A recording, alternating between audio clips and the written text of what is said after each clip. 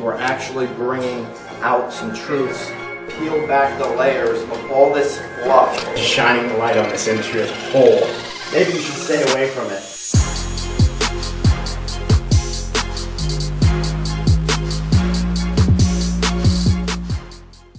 Hi everybody, welcome to Real Estate Raw and Uncut. This is episode 130. I'm Byron Lazine, he's Tim Bray. What's happening? What's going on? You know, I got a lot of flack. Looking good. I appreciate that, brother. You know? Christmas party today, right? We got some photos going on? We got a team photo, we got the Christmas party, big day. I'm gonna go into my, my suit type of stuff for the photo. Holding it off as long as I can. That's a good call. I like that. So I don't want to sweat through this. So on Saturday, we did the radio show. Yeah. And you did a little Facebook Live. And my kids were extremely disappointed in my dad. Oh, it was awful. God. My son just, They said it was no good. They did. They were like, your head's supposed to be down, but I see Cam Newton doing it, It's supposed to be like one of those, like an up, not a down. Yeah. See, I was down. Your hands were going down. I don't know how you pulled that off. And even Lisa Carberg's daughter was on me. Everybody knew. Everybody knew. You gotta work. So did you work on it over the weekend? I just showed you. You had it up. I had it up. I went up. Cam Newton's not doing too much dabbing this year like he was last year. I know all the Cowboy fans out there last night. Giants should have been doing a little bit last night. The streak has been broken. Yeah, that's a good thing. Giants possible Super Bowl run. You heard it here first on Raw and Uncut. America's team went down. So what do we got? When we were on the radio show, we started talking about vision boards and that time of year and how effective they are. And, we had 1 million people on, from what I hear, listening to the radio show. Whoa, that's a lot. I immediately heard from people the effect that it had on them. So if you do, they meant a lot to you in your life, and you've kind of made it a staple. Can you went through and talked about the tiers and whatnot. Can you just talk about that a little bit?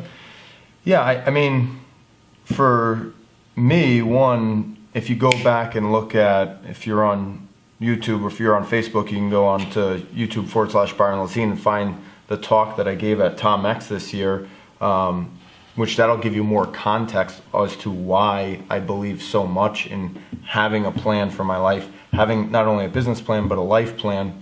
And that really starts for me in the month of November.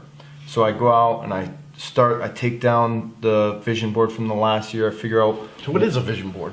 So it's really, for me, it's just a cardboard board, right, that I put on the wall with all kinds of printouts of things that I want to accomplish in the upcoming year. Not material things. Some things may be material, but mostly it's events that I want to take place, how I want the next 12 months to play out for my life. First thing I do, and the reason, I think you asked me the question, well, how long does it take? Well, actually putting the board together doesn't take much time at all. I think on the radio I answered that kind of the wrong way. I said like 45 days, but because I continuously look at this over that November to January 1 time frame, I'm reevaluating. Like I've already tweaked our Seaport Real Estate Group's transaction goal for this year is 229. We had thrown out an arbitrary number of 300. That started on my vision board. That's come down. There's a much more meaningful number when you look at everybody's individual goals, and we got to 229, right? But the first thing I do for me, my board that's at my home, is I ask my wife, Nicole, like, what's important for you in the next 12 months? What do you want to see happen in our lives? And I put those things on the top, right? Okay. So the previous year, we had this really cool photo of starting a family, right? And that was at the top, and now we're expecting in February. Now you've got another child that's going to be up there? No. We have the one that hasn't come yet. It's coming in February. Sure. Due date's Super Bowl Sunday, so Giants, they're looking pretty good. We may have a conflict of interest there. I don't think you're going to have to worry And about the second kind of section of my vision board is like some of my personal stuff, right? And then that last bottom section is business, so a lot of this, Seaport Real Estate Group stuff, a lot of the property packet stuff is on that personal business goals, because that's going to support everything we want to do Love that. throughout the year, right? So, and I love the vision board. I love that Nicole has bought in completely into it. And she's excited about it, right? Because she's seen the last couple of years how many things we've checked off, as opposed to back when, if you watch my talk, when I was miserable, when I was just going through the motions, when I didn't have a plan, when I was making a lot of mistakes, when I didn't have a mentor. Man, things were rough at home because all of that stuff, Which makes it all that much more powerful. Right? Absolutely. So I'd also mentioned on the radio, I know a statistic, and we love statistics, but it was geared towards the it was a graduating class from Yale. And it had stated, they interviewed everybody. Yeah, I love this. And they had, 3% of those graduates that year actually wrote down their goals. Which makes a lot of sense. So then they went back to that same graduating class many years later, interviewed those same people, and found out that the 3% that had written down their goals, their income was more combined than all 97% combined. That makes even more sense than the fact that only 3% did it, right? And if you... But we're talking Yale. Shouldn't these guys be... Here's the thing. It's difficult in life sometimes to buy into the cliche shit, but that stuff actually works, right? So when people say, vision board or goal setting, well, is that what's the movie everybody refers to, the visualize, The Secret? The Secret. Does that stuff really work?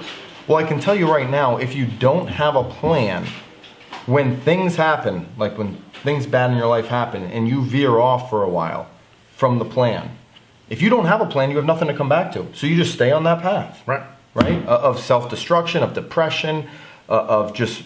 Man, that's a whole... Being inside your head, that's a whole other thing, right? But we should probably get into that later. Well, for me, having the vision board, then having the life plan, the business plan each year completely insulates me from being able to go down a depressive state. Sure. Right? But you've been there. Because I've been there. When things destructed in my business life, I let that affect my entire life. Instead of saying, things are going to happen this year where it's like, deals are going to fall apart, right? Clients are going to have issues. Like, there's going to be things that happen. But if I know I have something to center back to with a bigger purpose, bigger goal, I'm going to help this many people this year. I'm going to do this many things for my family, whatever it may be. Those struggles aren't going to just pull me all the way down into that mindset. Where is your vision board? It's right in my, what I call my office. It's one of the bedrooms of my house. First thing I do every morning. So you see it every day? Every day. So I'm up at 4:45. I do a 5 a.m. call. Shout out to the 5 a.m. club if you're watching this. 5 a.m. 5-minute call. Right where I'm sitting down for my 5 a.m. call, the vision board's right here. Love it. So I'm looking at my vision board. I'm doing my 5 a.m. call. I'm writing a few things down. 5:15, 5:20, I'm out the door. I'm heading to the gym. That starts my morning routine. My morning routine, being completely robotic every single day, is the jump start to being able to fulfill the whole entire plan. Right? Come on, it's got to cost you a lot of money to create this. No? What's your obstacle? Who No. can't do this? Anybody. That's the great thing. Anybody can do it, right? Anybody can take the responsibility. And here's the thing about goal setting. Please, at least write down your goals. You're going to be ahead of 90% of the people. But don't just shove them into your desk drawer. Do it on January 1, like when you're hungover from New Year's Eve. Shove it into your desk drawer and then, never look at it again, right? Put it somewhere visual and hold yourself. The great thing about it is when you tell people your goals, when your wife knows your goal, your spouse, your partner knows your goals. They tend to happen.